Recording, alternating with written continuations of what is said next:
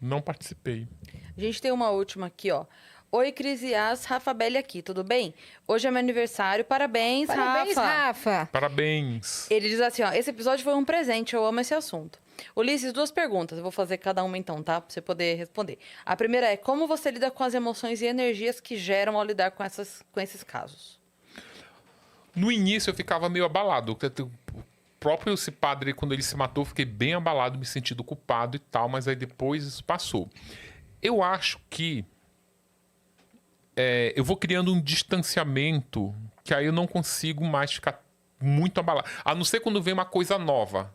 Tipo essa mãe, por exemplo, eu fiquei abalado, sabe? Sim. Então, tem umas coisas assim novas que me espantam. Mas eu acho que eu desenvolvi um mecanismo que é muito parecido com o médico. Pensa num médico que trabalha numa UTI neonatal, que está ali todo dia dando notícia triste. Ele não pode se abalar. Ele não pode sentir, porque senão ele não trabalha. Isso. Então eu crio esse distanciamento, sabe? Então, Sim. Inclusive... eu tive uma ajuda também no início. Eu fiquei muito abalado no livro da Elise Matsunaga. Tem uma história de uma prostituta que se suicida.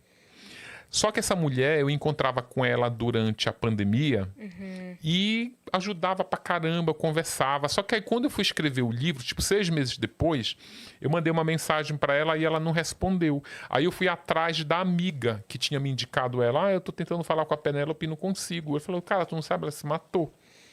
Aí eu levei um susto assim, sabe? Nossa, como assim? Aí eu fui atrás da mãe, que eu queria, sabe, conversar com a mãe. Eu queria que a mãe soubesse que ela ia participar do livro. Aí eu encontrei a mãe, ela ofereceu muita resistência, mas depois ela me atendeu. E ela me deu o diário. Ela disse, eu sei quem é você é muito citado no diário dela. Nossa. E ela se abria, muito obrigado, ela se abria comigo, parecia assim que ela estava fazendo uma terapia. Uma coisa que eu fiquei muito curioso é que as prostitutas não se abrem facilmente. Tem prostituta que, para começar a contar uma história, levava 3 meses.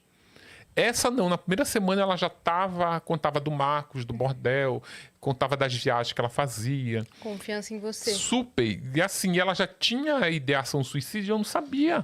A mulher já estava... Ela escrevia no diário? E você era citado Ela estava numa falando o quê? depressão profunda. Ela estava numa depressão profunda. Ela se matou porque ela era abusada pelo pai. Ela era abusada pelo pai, ela não sabia que ela era abusada pelo pai, porque ele abusava dela quando ela estava dormindo. Só que ele ficava abaixado perto da cama dela e colocava só a mão para abusar. E enquanto ela estava sendo abusada, porque ele tinha uma mão muito peluda, ela tinha pesadelos com aranhas caranguejeiras. Nossa. E aí ela foi fazer a terapia, fazia não sei o que, ela descobriu na terapia que ela era abusada. Só que ao invés dela contar para a mãe, ela resolve sair de casa. Aí o pai morre num acidente de carro e a mãe desconfia porque ela estava numa viagem, que ela era modelo, estava numa viagem fora do Brasil, e a mãe fala, olha, teu pai morreu e tu tem que voltar para cá, é o funeral. Ela disse, olha, boa sorte aí, mas eu não vou não. Descansa em paz. E a mãe ficou desconfiada. E a mãe só veio entender o que aconteceu quando ela foi pegar o diário depois de morta. Aí, cara, aí fiquei bem mal com essa história. Nossa. E ela citava você como o quê? Ela citava, ela dizia que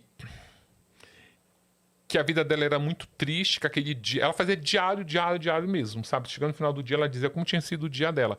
E ela dizia que, por exemplo, era um dia que ia me encontrar. Aí ela botava assim, nossa, hoje meu dia vai ser ótimo porque eu vou encontrar com Ulisses. Ela se sentia muito orgulhosa de estar colaborando com o livro. Nossa, você deve ter ficado bem Aí eu fico, mas, sensibilizado por conta disso, né? Aí tu vê, na história da Suzane eu não me lembro de nenhum baque emocional que eu tive, mas aí teve esse no da Elise. E no da Flor de Lis, o negócio do padre. Porque eu tinha um envolvimento direto com o passado desse padre. Mas você tinha aprendido naqueles ensinamentos de não entrar em choque. Por isso acho que você foi criando essa E às vezes barreira. a gente tem uns pensamentos cruéis, assim, sabe? Tipo, eu ficava pensando, se esse padre se matou por conta dessa revista, agora que eu vejo o que ele fazia, às vezes eu penso, olha, é um a menos.